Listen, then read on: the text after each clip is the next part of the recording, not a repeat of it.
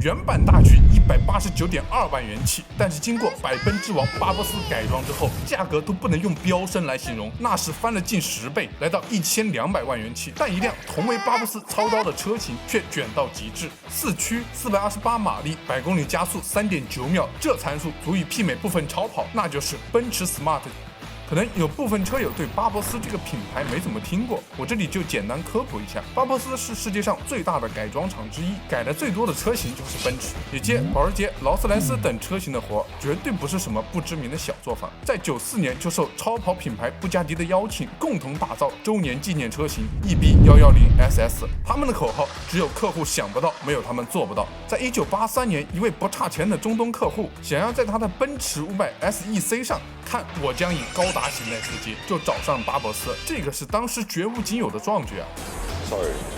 有錢真係大晒。现在他们基于奔驰 GLE 63S 为原型，改出了一台巴博斯900 Rocket Edition。巴博斯称其为世界上最快的 SUV， 其搭载了一台4.5升双涡轮增压 V8 发动机，能够产生900匹的马力，1250牛米的扭矩，极速330公里每小时，100公里加速3.2秒，已经足以媲美一些超跑。由此可见巴博斯的实力。不过更有意思的是，巴博斯的创始人最开始喜欢的并不是奔驰，而是迷人的保时捷。This is cute。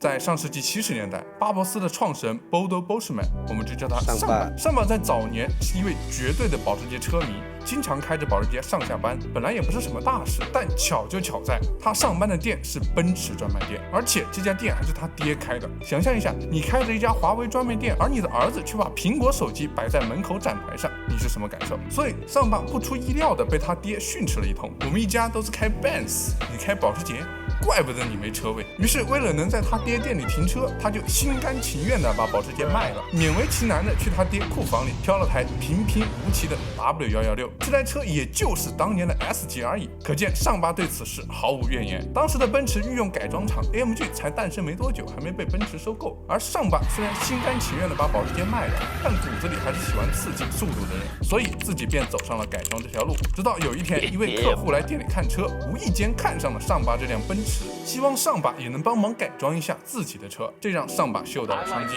于是决定自己开一家改装厂。当时的德国法律规定，成立公司必须要2个人，于是上巴就找到了他的大学同学 Klaus Bachmann， 我们就叫他阿巴，一起开了家名为 Barbos 的汽车改装公司。公司成立之后，因为阿巴对汽车一点兴趣都没有，就将手里50%的股份以100马克的价格卖给了上巴，这才有了现在巴博斯的传奇故事。时间来到20世纪后期，通俄的环保少女出生之前，在石油危机以及免费的洛杉矶快抢占巴黎成为雾都之后，加州联邦政府发布了清洁空气法，欧美开始亡羊补牢，意大利一拍脑袋，于是接下来的7年，燃油车被禁止驶入城市中心。而作为颁发清洁空气法的加州，直接要求市场上的汽车品牌必须引入零排放的车型，且占到制造商总量的10%。当时奔驰自己的车型基本都确定了下来，所以就需要新开发一款车型来满足这条法规，再加上当时奔驰用户的平均年龄都超过了50岁，也需要新车型来吸引年轻人。于是在这个背景下，时尚可爱的 Smart 就诞生了。Smart 这个品牌从出生就肩负着奔驰的年轻化和环保这2大诉求，并且在70年代立项之初，奔驰就是基于纯电车型去开发的，所以现如今 Smart 走向纯电是必然的。那么问题来了，巴博斯为什么会去改 Smart 呢？其实02年 Smart 和 Barbos 就开始合作了，为此他们还成立了一家公司Smart Barbos， 毕竟只会阳春白雪是要饿死的，并且 Smart 作为奔驰旗下的品牌，